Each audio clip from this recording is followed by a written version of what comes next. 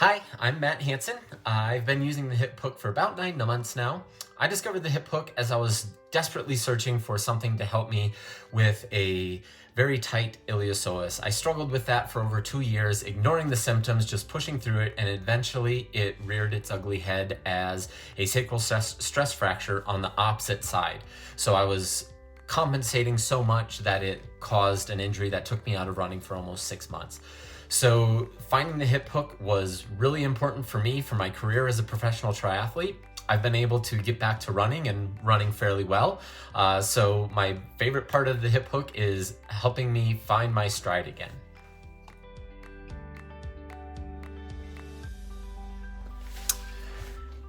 I used a number of other methods to try to help release the iliopsoas, especially the iliacus portion.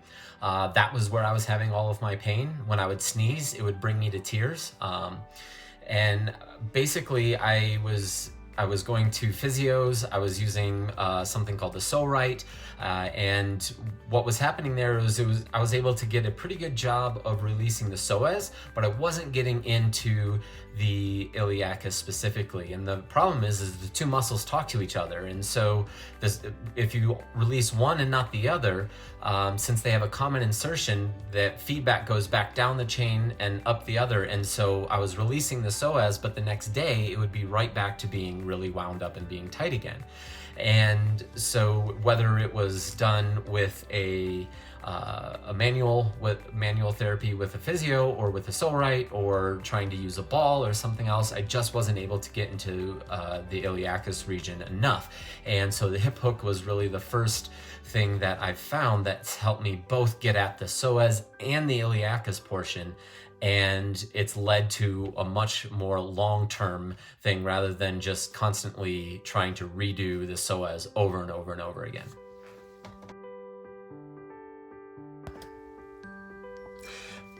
The hip hook has helped me improve my performance by helping me find my run stride again. I spent almost 2 years fighting my stride. I didn't have the proper hip extension, especially on the right side.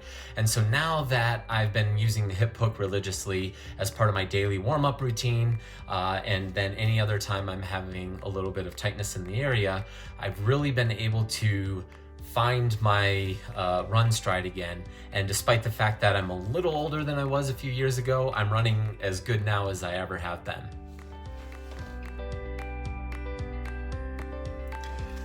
I think that almost anybody can find benefit from using the hip hook. As humans, we spend way too much time sitting, which causes tight hip flexors. Tight hip flexors can cause problems both up and down the chain, can cause issues with your ankles, knees, hips, and low back. So using the hip hook, even if you're not really having a lot of those sensations at this point in time, using the hip hook can really be kind of one of those ounce of prevention type tools that may benefit you and may prevent something from arising later on down the road.